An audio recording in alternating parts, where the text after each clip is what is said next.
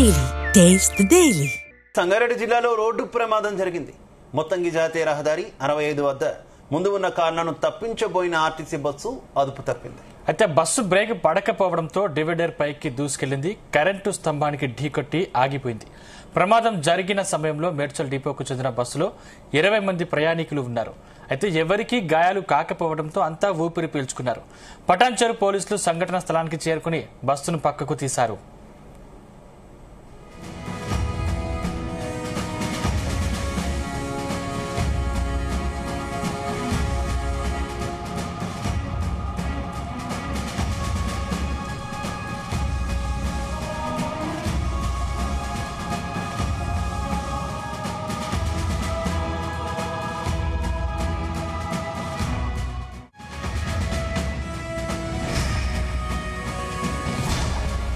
సంగారెడ్డి జిల్లాలో రోడ్డు ప్రమాదం జరిగింది. మొత్తంగి జాతీయ రహదారి 65 వద్ద ముందు ఉన్న కార్లను తప్పించబోయిన ఆర్టీసీ బస్సు అదుపు తప్పింది. అయితే బస్సు బ్రేక్ పడకపోవడంతో డివైడర్ పైకి దూసుకెళ్లింది. కరెంటు స్తంభానికి ఢీకొట్టి ఆగిపోయింది. ప్రమాదం జరిగిన సమయంలో మేడ్చల్ డిపోకు చెందిన బస్సులో 20 మంది ప్రయాణికులు ఉన్నారు.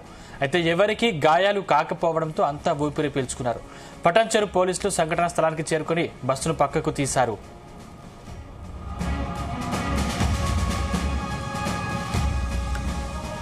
ఇదే విషయానికి సంబంధించి మరింత సమాచారం మా కరెస్పాండెంట్ నగేష్ అందిస్తారు. నగేష్, చేవేళ్ల బస్సు ప్రమాదం మరో ప్రమాదం జరిగింది. ముఖ్యంగా పటాన్చెరు సమీపంలో హైవే జాతీయ రహదారి పనులు జరుగుతున్నాయి. ముఖ్యంగా ఇక్కడ సంగారెడ్డి నుంచి వేఎస్ఎల్ వరకు హైవే పనులు జరుగుతున్న నేపథ్యంలో ఇటీవల కాలంలో ప్రమాదాలు పెరిగిపోతున్నాయి. ఈ రోజు కూడా ఓ బస్సులో అటుగా వెళ్తున్న బస్సు డివైడర్ ఎక్కించి కరెంటు స్తంభాన్ని ఢీకొట్టింది. దీంతో అక్కడ ప్రయాణికులు అయితే తీవ్ర ఆందోళన చెందారని చెప్పుకోవచ్చు. మేడ్చల్ డిపోకు చెందిన బస్సు ఇది మేడ్చల్ నుంచి బాలానగర్ మీదుగా ఇస్నాపూర్ వైపు వస్తుంది.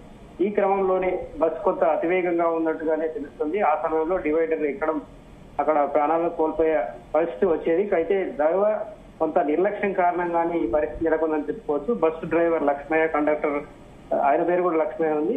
అయితే ఎవరికి హాని కలగకపోవడంతో కొంత ప్రయాణికులు ఊపిరి పీల్చుకున్నారు. అయితే ఈ తరచుగా ప్రమాదాలు జరగడానికి కొంత అక్కడ వర్క్స్ జరగడం ఒక కారణం అయితే అతివేగం కూడా ఒక కారణంగా చెబుతూ ఉన్నారు. సంఘటనా స్థలానికి అక్కడ స్థానిక ఎవరైతే పోలీసులు ఉంటారో పటాన్చెరు పోలీసులు చేరుకొని పూర్తిగా పరిస్థితి అయితే అదుపులోకి తెచ్చారు. బస్సు ఏదైతే డివైడర్ ఢీకొట్టిందో ఆ బస్సులో ఉన్న ప్రయాణికులు వేరే బస్సులో తరలించడం జరిగింది. అయితే ఈ బస్సు ప్రమాదానికి కారణం డ్రైవర్ నిర్లక్ష్యమని ప్రాథమికంగా ఒక అంచనాకు వచ్చినప్పటికీ ఇక్కడ రోడ్డు వర్క్ జరగడం కూడా కొంత ఇబ్బందికర పరిస్థితి ఉంది. ముఖ్యంగా ఇస్నాపూర్ పరిసర ప్రాంతాల్లో 2 బ్రిడ్జిలు నిర్మిస్తూ ఉన్నారు. ఆ బ్రిడ్జిల నిర్మాణం సమయం కూడా కొంత ఆలస్యం జరుగుతుంది. ఎన్హెచ్ఏ వర్క్ కూడా ఆలస్యం కావడం కూడా ఒక కారణంగా చెప్పుకోవచ్చు. అది ఇండస్ట్రియల్ జోన్ కావడం తరచుగా పెద్ద పెద్ద హెవీ వెహికల్స్ కూడా అటుగా వెళ్తూ ఉంటాయి. కాబట్టి ఆ వెహికల్స్ తప్పించే క్రమంలోనే డివైడర్ ఎక్కించినట్టుగా మనకు అర్థమవుతుంది. అయితే దీనిపైన పూర్తి బస్సు డిపోకు సంబంధించిన అధికారులు కానీ ఇంకా ఎవరు మాట్లాడలేదు. ప్రస్తుతానికైతే ప్రమాదం జరిగిన చోట అయితే ఆ బస్సు అయితే క్లియర్ చేసి ప్రయాణికులను వేరే బస్సు ఎక్కించైతే పంపించడం జరిగింది. అయితే ఇటీవల కాలంలో చేవేళ్లలో జరిగిన ఘటన మరోసారి గుర్తు చేసినట్టుగా జరిగింది. ఈయన కర్ణాటక బస్సు కూడా ఇదే విధంగా తాండూరులో కూడా ఇలాగే జరిగింది.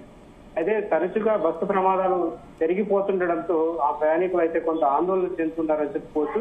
ముఖ్యంగా జాతీయ రహదారులపైన ఇలాంటి ఘటనలు జరగడం అనేది కొంత డ్రైవర్లకు ఇటీవల కాలంలో సెల్ ఫోన్ వాడకం పైన కూడా నిషేధం విధించినప్పటికీ కొంతమంది డ్రైవర్లు ఆ నిబంధనలు కూడా అతిక్రమించి ఇలాంటి పనులకు కారణమవుతున్నారని చెప్పుకోవచ్చు. ప్రస్తుతం మేడ్చల్ డిపో బస్ కాబట్టి అక్కడ డిపో మేనేజర్ వచ్చి పూర్తి స్థాయిలో అయితే అయితే ఆర్టీసీ బస్సుల ఫిట్నెస్ మీద కూడా కొంత ఆందోళన వ్యక్తమవుతున్నటువంటి పరిస్థితి కదా. జనరల్ గా ప్రైవేట్ బస్సుల ఫిట్నెస్ మీద ఆందోళన కలుగుతుంది, కానీ ఆర్టీసీ బస్సులు కూడా పూర్తి స్థాయిలో ఫిట్ గా ఉన్నాయా లేదా అనేటటువంటి చర్చ నడుస్తుంది. ఏంటి ఆర్టీసీ ఆ దిశగా కూడా ఏమైనా చర్యలు చేపడుతుందా? ముఖ్యంగా ఆర్టీసీలో ఏవైతే ప్రైవేట్ హైర్ చేసుకున్న వెహికల్స్ ఫిట్ గానే ఉంటాయి. ఆర్టీసీ ఓన్ గా ఉన్న బస్సులు మాత్రం చాలా కాలంగా అలాగే నడుస్తున్నాయి. దాదాపు 15 సంవత్సరాల తర్వాత కూడా నడుస్తున్న బస్సులు కొన్ని ఫిట్ గా ఉన్నాయని చెప్పి నడుస్తుండడం జరిగింది. ఇటీవల కాలంలో అయితే మహాలక్ష్మి స్కీమ్ కింద ప్రయాణికులను అయితే పంపించడం అది కొంత ఇబ్బందికర పరిస్థితి ఉంది. ప్రయాణికులకు తగ్గట్టుగా బస్సు సర్వీసులు లేకపోవడంతో కొంత పాత బస్సులను కూడా మళ్ళీ రోడ్డెక్కించడం జరిగింది. ఇలాంటి సందర్భంలోని కొన్ని బస్సులు ఫిట్నెస్ పూర్తిగా లేకపోయినప్పటికీ ఈ తీసుకెళ్లి ప్రయాణికులు ఎక్కించడంతోనే ఇలాంటి ఘటనలు చోటు చేసుకుంటున్నాయని చెప్పుకోవచ్చు. మనం ఇటీవలి కాలంలో జరిగిన బస్సు ప్రమాదాలను పరిశీలిస్తే ఈ కొన్ని అంచనాలు ఎవరైతే నిపుణులు ఉంటారో వారు కూడా ఇదే విషయాన్ని చెప్తూ ఉన్నారు. బస్సు 15 సంవత్సరాలు దాని వ్యాలిడిటీ తగ్గిన తర్వాత దాన్ని మళ్ళీ వాడకూడదని చెప్పి నిబంధనలు ఉన్నప్పటికీ కొంతమంది ఆర్టీసీ డిపో మేనేజర్లు అక్కడున్న ఏదైతే ప్రయాణికులకు తగ్గట్టుగా బస్ సర్వీస్ లేకపోవడంతోనే వాటిని రోడ్డెక్కించిన సందర్భాలు కూడా చూసాం. ఈ నేపథ్యంలోనే ప్రస్తుతం జరిగిన బస్సు ప్రమాదానికి కూడా కొంత అలాంటి కారణాలు అయి ఉండవచ్చని చెప్తూ ఉన్నారు. ముఖ్యంగా హైదరాబాద్ సిటీ సర్వీసులకు సంబంధించి ఇలాంటి బస్సులు ఎక్కువగా ఉన్నాయి. అంటే తెలంగాణ రాకముందు కూడా నడుస్తున్న బస్సులు ఉన్నాయి కాబట్టి అలాంటి బస్సులే ప్రమాదాలకు కారణమవుతున్నాయని చెప్పి నిపుణులు అయితే హెచ్చరిస్తూ ఉన్నారు. Right, okay, thank you.